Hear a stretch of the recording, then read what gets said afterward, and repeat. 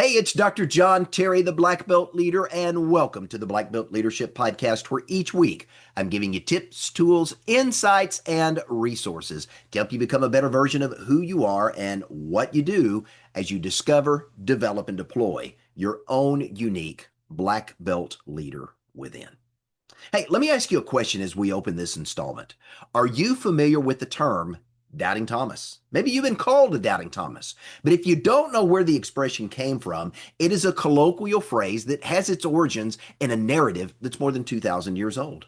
So if you don't know the story, indulge me for just a few moments as I share it with you. And as I share this story, I want to draw some unique insights that maybe you haven't considered or perhaps you've overlooked that I believe are pertinent and applicable to your life and to my life today. So, over the next few moments, as we're together in this podcast, allow me to introduce to you the original Doubting Thomas. I want to talk about how we go from borrowed faith or borrowed belief to what I call black belt conviction. Now, whether you're a person of faith or not, I can tell you that the Bible is full of stories. And those stories reveal some incredible insights into the world of leadership and personal growth. It delves into money management. It is an incredibly effective tool to teach effective storytelling, enhance communication, and how to build a resilient team.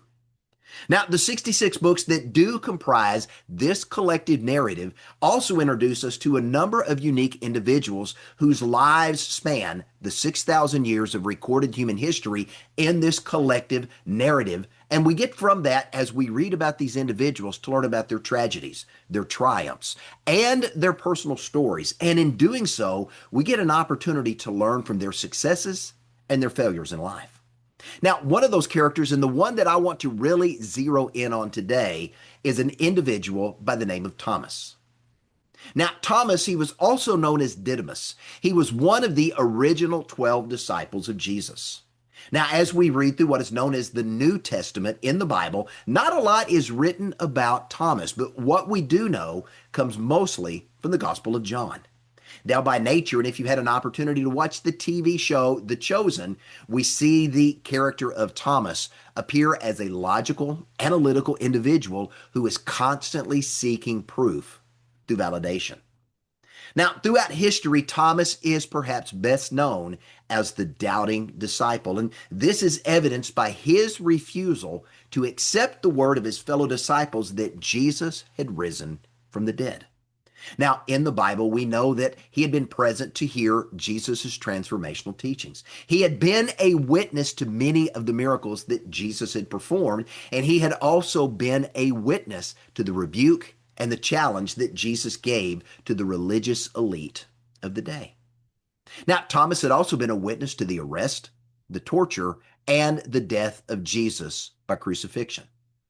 Now, the Gospel of John specifically records that Jesus appeared to his disciples after his resurrection, but Thomas wasn't present at that initial appearance. So when the disciples decided they wanted to share the good news with Thomas, his now infamous response has led many over the centuries to refer to Didymus as Doubting Thomas. Here's what he said: "Unless I see the nail marks in his hands, and I put my finger where the nails were, and I place my hand into his side, I will not believe." We find that in the book of John, chapter 20, verse 25. Now, interestingly enough, we see that 1 week later, the Bible records that Jesus once again appeared to his disciples, and this time Thomas was present in the room. Now, the Gospel of John notes specifically that Jesus goes directly to Thomas. He offers him tangible evidence that he had indeed risen from the dead. Here's what Jesus said to Thomas as recorded in the Gospel of John. "Thomas, put your finger here. See my hands. Reach out your hand and put it into my side. Stop doubting and believe." We see that recorded in John chapter 20, verse 27. Now, in essence, what was Jesus saying? Thomas, here I am. Here's your proof. Stop doubting and simply believe what you see before you. Now, according to Christian tradition, Thomas was transformed by this moment in his life. In fact, history records that Thomas traveled eastward after the Pentecost experience that is recorded in Acts chapter 2 to fulfill the Great Commission to go, to teach, and to make disciples. By some accounts, he traveled farther than any other disciple, traveling to the country of India. And in doing so, he literally transformed an entire country in the process. I find it interesting, but if you go to the country of India today and you visit the country of India, still there, you're going to find many, many churches that are named after this disciple called Thomas. And the name Thomas also remains a very widely used name, both as a given first name and as a surname, where people want to change their names in honor and reverence of today, this individual known as St. Thomas. Now, history also records that Thomas was martyred for his faith in 72 AD. And the question that I have, and really where I want to lean into today's teaching, is this: what changed for Thomas? How did Thomas go from being a doubting disciple that constantly said, show me, prove it to me? How did he go from being a doubting disciple to becoming a very bold evangelizer who transformed an entire country and ultimately gave his life for what he believed in? Simple truth, he believed. Now, in any transformative journey that any of us take in life, for us, there is a moment of clarity. Now, some people call it a divine spark of inspiration, but regardless of what you call it, it's the moment that you realize that you truly believe something or someone. Maybe you truly, for the first time, believe in yourself, or you believe in something, or you believe in someone, and that belief is unshakable. Maybe it's a goal that you believe in. Maybe it's a mission or a calling. Maybe you believe in a journey that you're taking and that you believe it's truly worth your time, your energy, and your effort. Now, I talk about this in my book, Black Belt Leadership 101, and I note that this moment of belief, this unshaking, unwavering belief, is a prerequisite for success. I say in this book, Black Belt Leadership 101, and it is the first quality of becoming a black belt leader: you cannot achieve what you do not believe. So as we delve into this narrative in the Bible of the story of Thomas, what do we see? We uncover a true masterclass in belief. It's the transformational journey that we all go through, from borrowed certainty to an unshakable personal conviction in ourselves and in our calling. Because true leadership in any capacity, it requires that we move beyond a secondhand faith borrowed from somebody else to a deeply rooted, bulletproof personal belief and conviction that we hold to be true no matter what. And I can tell you that when we begin to examine this developmental journey, we identify 3 specific stages of belief, and that's what I want to spend a few minutes talking about. Stage 1, the stage of innocence. Stage 2, the stage of deconstruction. And stage 3, the stage of ownership. So I want to break these down, and I want to share some lessons that you and I can glean from this, and we can apply them to our lives. Now, this very first stage is the stage of innocence. It is the stage of blind belief. Now, what do I mean by that? This is the stage in our life where our beliefs are accepted as a given. Because what we've learned from our parents, what we've learned from our culture, and what we've learned from the traditions that we were exposed to in the early formative years of our lives, those become the very basis for our borrowed belief. We simply accept what we've been taught as truth, and we do so at face value because we don't know any different. That belief, though it is borrowed, it becomes the initial foundation for our morals, for our view of the world around us, and our sense of belonging. Now, when we go back to the biblical narrative, we see that Thomas initially, he followed the crowd. He was a disciple just like the other 11, and he believed, but only because he saw the miracles firsthand along with the other disciples. And as we read about the early life of Thomas, we see that he was an individual that always wanted proof. He always wanted to validate what he was seeing. Like many people in his era, he was steeped in religious tradition, and he expected individuals to think and act in a certain way. And when this individual who claimed to be the Messiah came along, there was a certain expectation that Thomas didn't see. But when someone came along who questioned or challenged the norm, to Thomas and for many of us, it's something that we either question or we reject. Now think about it. When our status quo is challenged, when our existence and what we believe are questioned, what do most of us do? We either demand it to be validated or we simply don't accept it as truth. To all of us, it's simply prove it, show me. I want to see it with my own two eyes before I'm going to believe it. Now, whether we realize it or not, this is a leadership trap that we're placing ourselves in. Because when we are blindly asked to believe, to accept a goal or a corporate vision, or even our own potential, simply because someone else told us, our internal hardwiring wants to reject what we've been told as untrue. Now, why is that the case? Because our brain by default wants to amplify what we were taught in the early formative years of our lives, and we accepted that as truth, whether it was or not, and it rejects anything and everything to the contrary. This is the stage of innocence. Now, the second stage in this journey of transformational belief is the stage of disbelief. This is where our innocence begins to become deconstructed. This is the phrase in transformational belief where we begin to question what we've been taught. We begin to challenge the truths that we've received and the morals and the values and the convictions that govern our lives.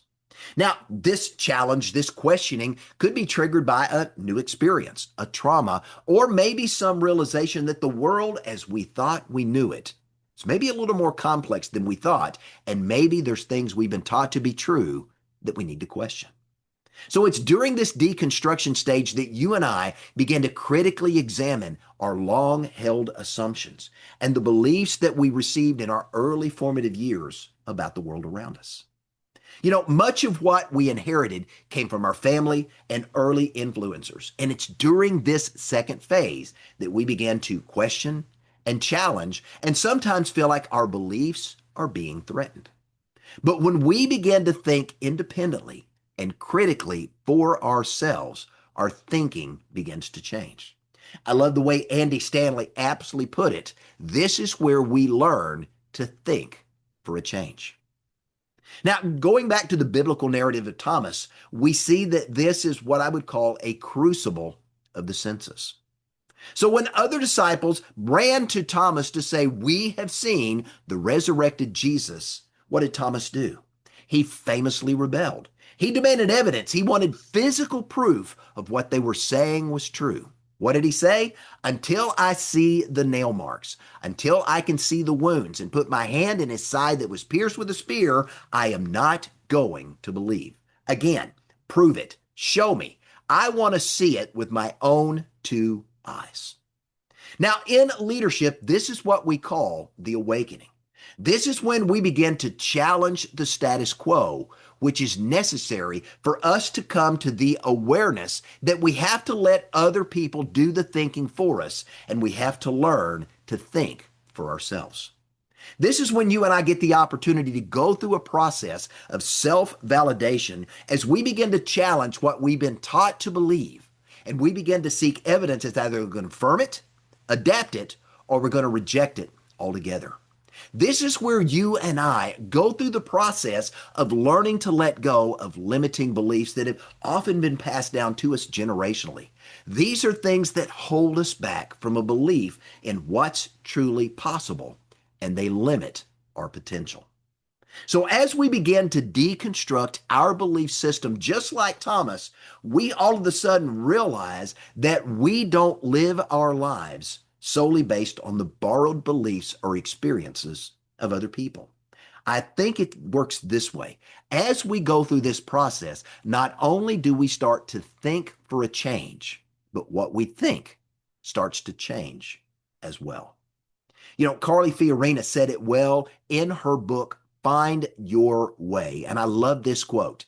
"The status quo has great power, but leaders challenge the status quo to change things for the better." Now, in this stage of deconstruction, we challenge the status quo, and we do so to change things for the better. And that moves us into this third stage of belief. And this is where we move from deconstruction into ownership. This is where we begin to rebuild, to renew, and to restore our belief system based upon what we truly believe. And at this point, it's truly ours. We own it. We've moved past questioning and challenging the borrowed beliefs of other people. And for the very first time, we begin to define and refine and embrace our own core values and beliefs. And we can validate what we believe. Why? Because we've been through the crucible of the census. So the limiting beliefs that once held us back, kind of like the impurities that arise when you're melting gold or silver or some other molten metal, all of a sudden we now have the opportunity to skim these limiting beliefs from our thinking. And the values and beliefs that withstood the test of the flames of deliberation remain pure and clear. And what truly remains in our belief system at that moment are truly ours and ours alone. Now, in this third phase of belief, the belief that we have is no longer fragile, that could be broken because there's nothing to support it. It survived rigorous questioning. It survived the validation process. And having gone through this experience of challenging the status quo, questioning what we believe, and validating what we know to be true, you and I emerge more confident, more determined, and more committed than ever. Why? Because we know what we believe, and more importantly, we know why we believe it. At this point in our lives, you and I become people of conviction. Now, in the biblical narrative, it's very, very important to note that Jesus didn't condemn Thomas. When he appeared to the disciples a second time, what did he do? He didn't call him out. He simply went directly to Thomas. He met Thomas where his doubt was. And once Thomas saw with his eyes and felt with his fingers the wounds that Jesus had experienced, Thomas's confirmed belief became in him an unwavering conviction in his truth. When Jesus told him to stop doubting and start believing, Thomas's profession that is recorded in John chapter 20, verse 28, put his doubt and his disbelief to rest. Having had the opportunity to validate his belief, his response was, "My Lord and my God." So as a result of that, Thomas emerged from this experience with an unwavering experiential confidence because he experienced the truth for himself. And as a result of that, his belief would never be shaken again. It to him was a personal revelation that validated what he believed to be true, and it confirmed it. And going forward, Thomas knew what he believed, and more importantly, why he believed it. In fact, he believed it so much so, he dedicated the rest of his life to evangelizing other people, transforming the nation of India as a result. So how do we bring that down to where we are today? Well, I'm glad you asked. Because for a black belt leader, this transformational moment only happens when you, as a leader, stop hoping you're capable and begin to know that you're capable as you confirm what you know to be true and you strengthen your belief in yourself. You've got to get to the point in your life that you know what you believe and why you believe it. You've got to own it. It's got to become uniquely yours. And once this happens and you get to this point in your life, here's what I'm here to tell you. You are unstoppable. You know, Mark Twain said it well. The two most famous days in your life are the day that you were born and the day you find out why. So to me, that begs a question. Why is an unwavering belief mission critical for anyone that wants to achieve great things in life? Well, I'm glad you asked, and I want to take just a minute to tell you why. Number one, to achieve anything of substance, a black belt leader has got to transition himself or herself from the borrowed belief of others to an owned belief that is uniquely theirs. You must know and I must know exactly what it is we believe and why we believe it. It's from there that as a leader, we have to then convert this renewed belief and what we know to be true, and we have to convert it into radical, positive, transformative action. Because a belief that's worth believing demands that you and I act accordingly. Did you get that? A belief that is worth believing demands that you and I act accordingly. I mean, after all, you cannot achieve what you do not believe. So therefore, belief is a prerequisite to achieve anything worthwhile in life. Now, also don't forget that the brain dictates our boundaries of action. As I've talked in prior installments of this podcast, the brain acts as a filtering system. If we tell ourselves all the reasons that we can't do something, well, the brain simply amplifies that belief. And at the same time, if we tell ourselves all the reasons we can't, our brain is going to reject any reasons that may argue with that to say why we can.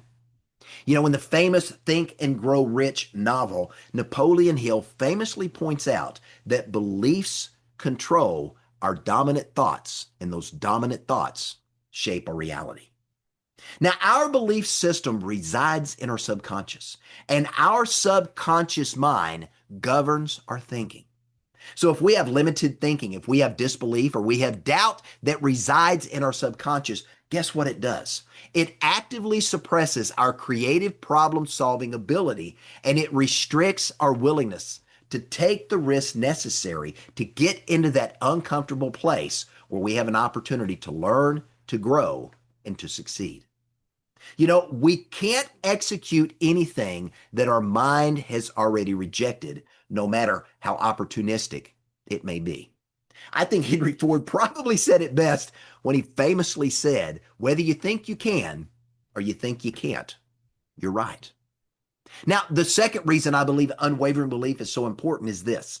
My mentor, Dr. John C. Maxwell, says that everything worthwhile is uphill.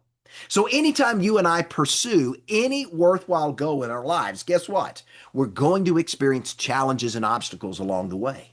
And how we respond to these challenges and these obstacles are going to depend on what stage of the belief journey that you and I find ourselves in. So if we're in stage one, the stage of blind belief, what's going to happen? We're often going to give up. We're often going to fold at the first sign of friction. Why? We're in the echo chamber of borrowed belief. And when we're in the borrowed belief of other people, we don't have the fortitude or the ability to stand up for what we truly believe because we don't yet know what we truly believe. But as we shift into phase two and we begin to deconstruct our beliefs, now we begin to question what we believe and why we believe it. And it's in this second stage of the journey that we realize that the obstacles that have been put in our way are really opportunities in disguise. They're there to help us test what we believe and why we believe it and to determine what we know to be true. And it's in this second stage of belief that we begin to learn and we begin to grow and we begin to transition into stage three where our belief becomes firmly ours. We renew it, we refine it, and we affirm it. We got to remember this, and this is point three. Leadership is about leading other people. And you and I can't lead anyone with confidence if we lack a belief in ourselves, our calling, our mission, or our potential to bring about change in the world around us. Confidence is a byproduct of renewed, refined belief. And once you have that renewed and refined belief, it's contagious. So let me leave you with this. I've been challenging people for decades to discover, develop, and deploy their own unique black belt leader within. In fact, I open every installment of that podcast with those words. Now, what is this black belt leader within? For you, it's the purpose for which you've been put on the earth. It's the mission for which you've been chosen. It's the calling for which you have been uniquely created. And as you go through the development process, phase two in the journey, I promise you, questions and doubts are going to arise.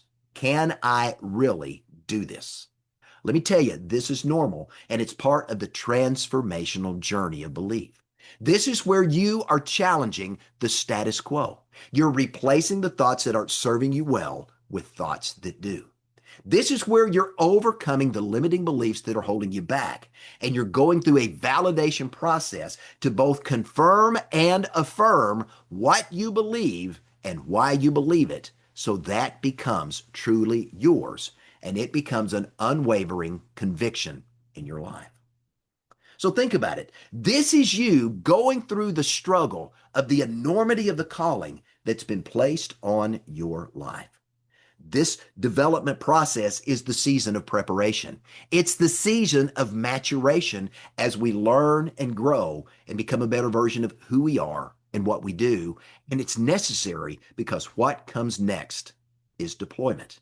And it's during the deployment phase that you and I get the opportunity to declare to the world, this is who I am. This is what I've been called to do. And this is the transformational difference I am going to bring to the world. And this can only happen when, like Thomas, you have an unwavering belief in yourself, an unrelenting conviction that this very thing is what you have been called to do. This is your Rubicon moment. Now, let's go back to the narrative as we wrap this up. Nearly 2,000 years later, most people, when they think of Thomas, the disciple from the Bible, and you ask them about Thomas, he's still referred to as Doubting Thomas. But did you pick up on what I shared early on in the podcast? Thomas only doubted for 1 week. Between the time he was first told of Jesus' resurrection until, according to the narrative, he met him face to face in the Gospel of John, only 7 days have lapsed. And yet for 2,000 years, we remember Thomas for 1 week of doubting rather than the decades of transformational world change that followed. And after Thomas had his transformational encounter with Jesus, he never went back and said, hey, do me a favor. Show me that again. Prove it to me one more time. So let me leave you with this. If you in this moment are struggling with self-doubt, understand that's part of the journey of going from innocence through deconstruction to getting a belief that you own. You got to remember, true confidence, a true belief in yourself is forged in the crucible of life. And like Thomas in the narrative from the Bible, you've got to move past borrowed belief to find and validate your own truth. Now, why is that the case? Get this, because at the highest level of execution, your achievement is always going to be capped by your conviction. After all, you cannot achieve what you do not believe. I'm Dr. John Terry, the Black Belt Leader. Thanks for joining me. Have a great day.